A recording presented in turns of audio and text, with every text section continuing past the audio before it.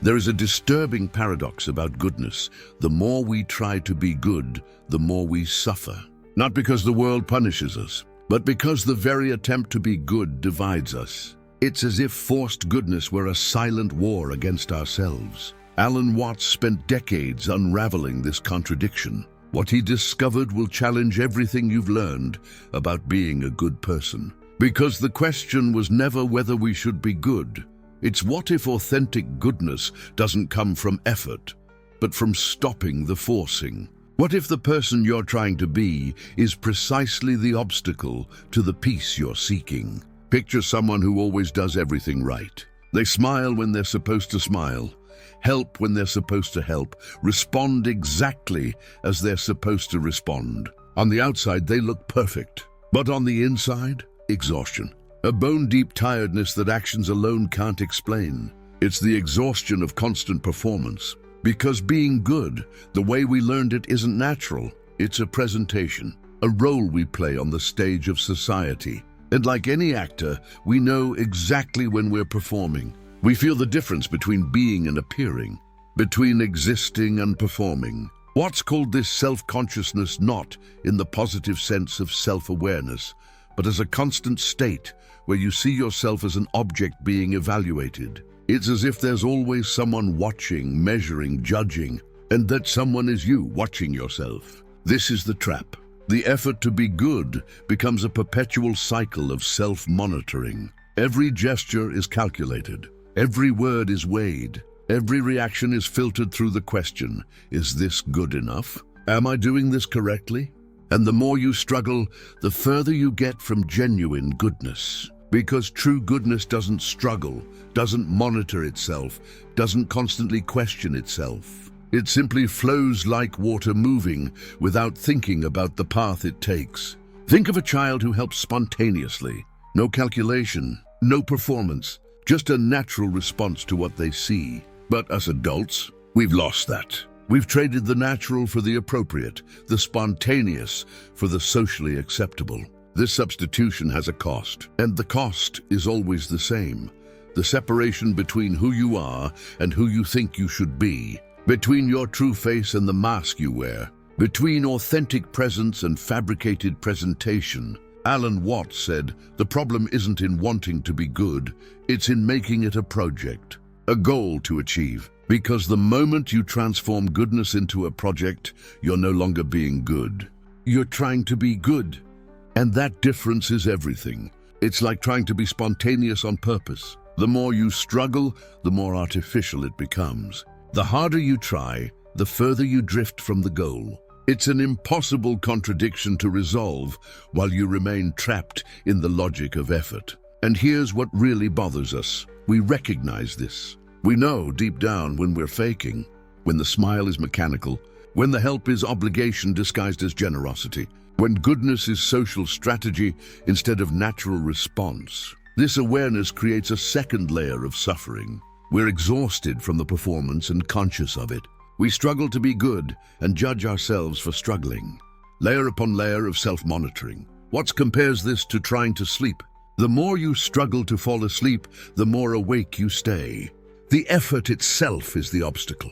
It's precisely the act of trying that keeps you away from what you're seeking. The same applies to goodness. The more you struggle to be good, the more mechanical goodness becomes more calculation, more strategy, more performance, until you forget what genuine goodness even feels like, because everything's filtered through the lens of social approval. And this is where the paradox fully reveals itself. People most concerned with being good are often the most rigid, the most critical, the most exhausted. They've transformed goodness into an impossible standard to live by, a measure that's never enough. Imagine wearing a mask so long you forgot the face underneath. Imagine performing so long that spontaneity feels foreign. Imagine struggling so long that rest feels irresponsible. This is the life of the person who tries to be good, not the person who is good, but the person who tries. The difference between them is the difference between flowing and forcing, between being and appearing, between peace and perpetual exhaustion. But then the question that really matters arises: how did we get here? How did a child's natural goodness transform into this complex project of constant self-monitoring? How did learning to be good paradoxically teach us to always be at war with ourselves?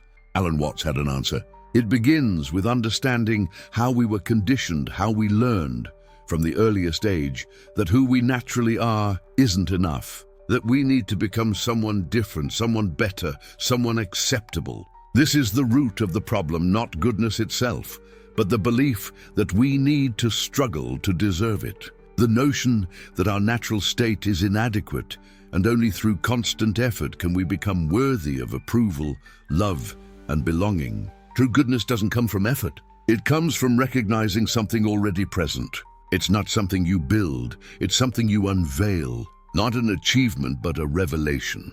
But to reach that revelation, we must first see the walls of the prison. We must recognize the patterns of conditioning that keep us trapped in the cycle of effort. We must understand how we learn to distrust our own nature. And that is precisely what we will explore next. Because the rebellion that Alan Watts proposes is not against kindness. It is against the tyranny of how things should be, against the dictatorship of what is appropriate, against the invisible prison we build when we transform who we are into a project of continuous self-improvement.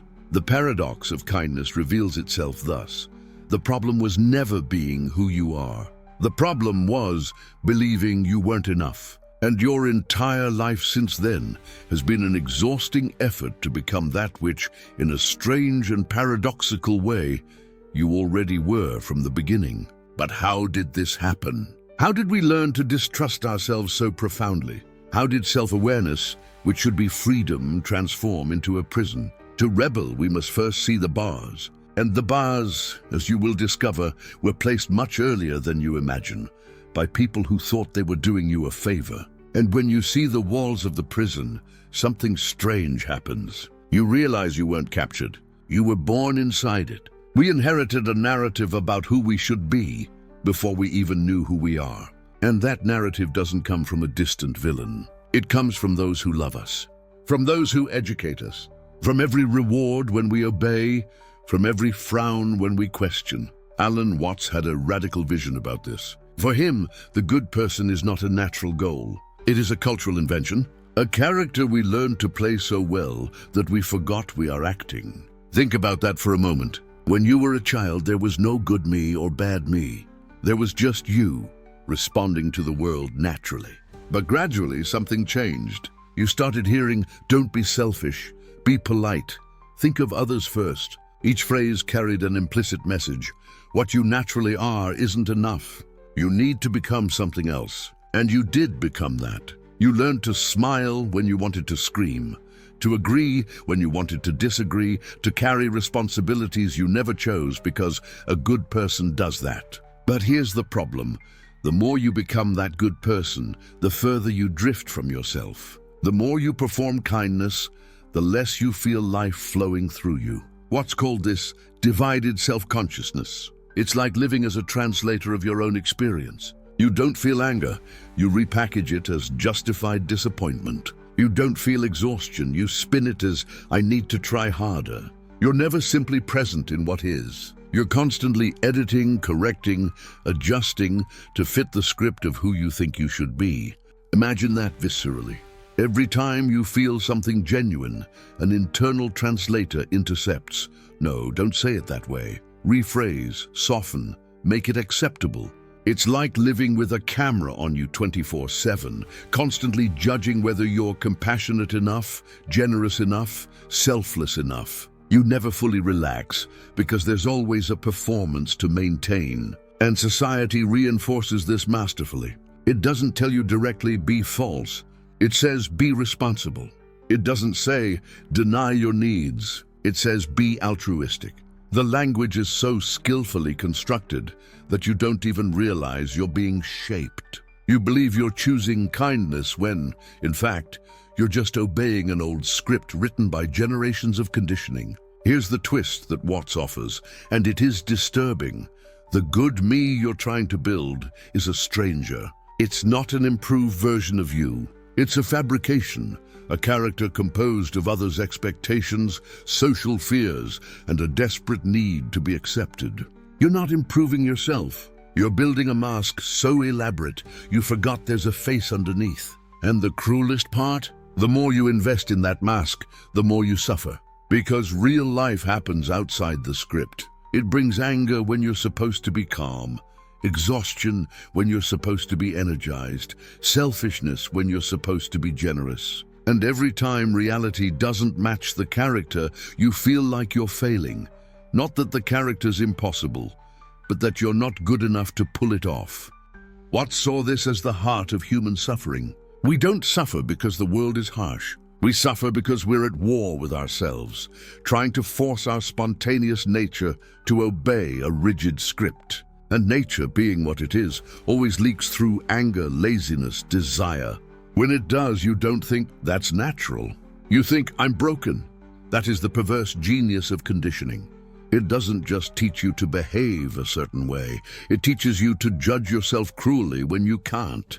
It transforms you into your own jailer. You don't need anyone else policing you anymore. You do it yourself 24 hours a day, with an internal voice that never rests. Think about how many times you've felt guilty for being tired, guilty for not wanting to help, guilty for putting your own needs first, guilty simply for being human. That feeling isn't morality. It's conditioning running so deep you don't even recognize it as external anymore. You think it's your conscience speaking, but it's not. It's the echo of 1,000 voices telling you you're never enough as you are. And here's the final paradox that Watts loved to highlight. Suffering doesn't end when you become better. It ends when you stop performing, when you stop trying to be the good person and simply allow goodness to happen naturally, if it happens. When you stop translating your experience to make it acceptable and simply live what is. This isn't nihilism. It's not defending unbridled selfishness. It's something far more subtle. It's realizing that authentic kindness doesn't come from effort. It comes from being aligned with reality. When you're not divided between what is and what should be, when you're not at war with yourself, compassion arises naturally. Not because you're trying to be good, but because you're whole.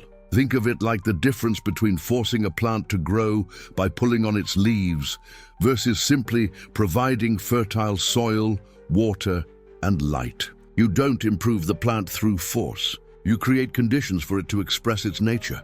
And human nature, when it's not divided, when it's not trapped in tortured self-consciousness, naturally leans toward connection, empathy, and presence. But that realization is just the beginning. Because if the good self is a construction, if that performance is the source of suffering, then what exactly does it mean to rebel?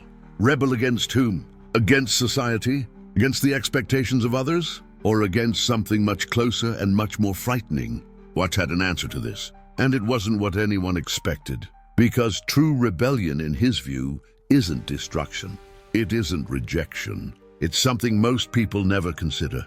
It's rebelling not against others, but against the false self you built to please them. It's stopping the struggle to be good and starting to live what you really are. And when you understand that, when you truly absorb what it means, your entire understanding of rebellion changes. Because you realize that true rebellion isn't loud. It isn't dramatic. It isn't about proving something to anyone. It's about stopping the proving. It's about stopping the performance. It's about simply being. But rebellion against what exactly? Against others? Or against the false self you spent your entire life building? The answer to this question determines everything. And Watts had a vision about this that was so radical that many never managed to accept it. Because true rebellion, according to him, isn't destruction. It's alignment. It isn't rejecting the world. It's stopping rejecting yourself. And this brings us to the heart of Watts's philosophy on rebellion. Because if everything we've explored so far is true, if the good self is a performance, if suffering comes from internal division, then the question becomes inevitable. How do you rebel against a prison you yourself built? How do you destroy a character you spent decades perfecting? The answer isn't where most people look. It isn't in more effort. It isn't in becoming a better version of the character. It's in something much simpler and infinitely more difficult. It's in stopping, in allowing, in finally, after a lifetime of performance, simply being what you are. And when you understand that, when you truly feel it in every cell of your being, something changes. Rebellion ceases to be about confrontation and becomes about surrender. Not surrender to the world, but surrender to your own nature. And that change, as subtle as it seems, changes absolutely everything. Rebellion isn't fighting against who they told you to be. Rebellion is releasing the fight completely. And here's the paradox that Watts lived and taught. You don't become free. You recognize that you've always been free. The prison wasn't in external rules, but in the illusion that you needed to follow those rules to be worthy of love, of respect, of peace. The good person suffers because they've confused performance with presence. Confused being kind with people-pleasing. Confused strength with control. And that confusion is the source of all the quiet suffering that brought you here. Watts said, "You cannot improve yourself. You can only discover who you already are. And that discovery doesn't happen through more effort, more discipline, more self-improvement. It happens when you stop running." Imagine water flowing down a mountain. It doesn't force its path. It doesn't fight the rocks. It simply finds its natural level. And in finding that level, water carves canyons, nourishes forests, sustains life. You work the same way. Authenticity isn't something you achieve. It's something you reveal by removing obstacles. And the obstacles are simple. The expectations you mistook for truth. The roles you confused with identity. The performances you thought were love. When you stop performing, something surprising happens. Love flows, not because you learned to love better. Not because you became more worthy, but because you stopped blocking it. Love was always there, like water under pressure, waiting for you to remove the dam of your need for approval. Think about your relationships. How many of them are based on who you really are, and how many are based on who you think you need to be to keep the other person close? Watts had a devastating observation about this. Problems that remain consistently unsolvable should always be suspected of being questions asked the wrong way. So if you're struggling to be loved, maybe the question isn't, how do I become more lovable? The real question is, why am I performing love instead of simply loving? Authentic rebellion is realizing you don't need permission to exist as you are. You don't need anyone's approval to validate your inner experience. You don't need to prove anything. And here's the scary part. When you stop seeking approval, some people will leave. Not because you did something wrong, but because the foundation these relationships were built on can't hold anymore. And that foundation was simple. You performing, them receiving. You giving, them taking. You molding yourself, them shaping you. When you stop performing, that contract breaks. And that's not loss. That's cleanup. The space that opens up when performance-based relationships dissolve isn't empty. It's fertile ground where real connections can finally grow. Connections where you don't need to edit your words, censor your thoughts, or manage your emotions to keep someone comfortable. Watts called this the silence beneath the thoughts. There's a place within you where no performance happens, where no mask is needed, where you simply are, without explanation, without justification, without defense. That place isn't something you created, already exists. It always has. Beneath the layers of conditioning, beneath the critical voices, beneath the fears of rejection, there's a version of you that never needed approval because it never doubted its essential nature. The practice isn't to build that place. The practice is to notice that it already exists. And you notice it in the simplest moments, when you're alone and nobody's watching, feeling that unexplainable calm. When you're in nature, and for a second all worries about being good enough just dissolve. When you laugh genuinely and realize you weren't monitoring whether your laugh was appropriate. Those moments are like little windows into who you are without the performance. And the more you notice those windows, the more you realize the performance was always optional. You never needed it. Strength doesn't come from control. Strength comes from alignment. And alignment is when your actions flow naturally from who you really are, not from who you think you should be. Think about the difference. Control is forcing yourself to be kind when you're angry. Alignment is recognizing the anger, understanding its source, and responding from clarity, not repression. Control is exhausting. Alignment is energizing. And good people are exhausted because they've spent their whole lives controlling, repressing, shaping, performing. And then they wonder why, despite all that goodness, they still feel empty. The answer is simple. You can't fill a cup that's constantly pouring out. And you've been pouring yourself out to everyone around you, hoping that one day, if you empty yourself enough, someone will notice and fill you back up. But that's not how it works. You can't outsource your wholeness. You can't perform your way to peace. You can't please your way to self-love. The only rebellion that matters happens inside you. It's when you stop asking permission to exist, when you stop apologizing for taking up space, when you stop translating your feelings to make them palatable to others. It's when you simply rest in what is real. And what is real is this: you don't need to become someone worthy. You need to stop pretending you're not. That was Alan Watts' silent revolution. It wasn't about rebellion against society. It was about rebellion against the illusion that you needed society's approval to be whole. And when you understand that, really understand it, something changes permanently. You stop struggling, not because you've given up, but because you realized that the struggle was against an enemy that never existed. The only enemy was the belief that you weren't enough. And that belief, it was never yours. It was something you were taught, and what's been learned can be unlearned. Rebellion isn't loud. It doesn't need to be dramatic. The deepest rebellion is quiet. It's when you wake up one day and realize you're no longer living for an audience. You're just living. And in that authentic living, you discover something surprising. You were never alone. You were just surrounded by the wrong people, playing the wrong roles, chasing the wrong validation. When you stop performing, the right people show up, not because you attracted them, but because you're finally visible, and they've been looking for someone real all along. So if this resonated with you, leave a comment. Share what you're feeling, because this journey doesn't have to be lonely. And remember, rebellion isn't about fighting. It's about resting in what is real. The only rebellion that matters happens inside you. And it begins the moment you stop pretending and simply allow yourself to be. You're already enough. You always were. You always will be.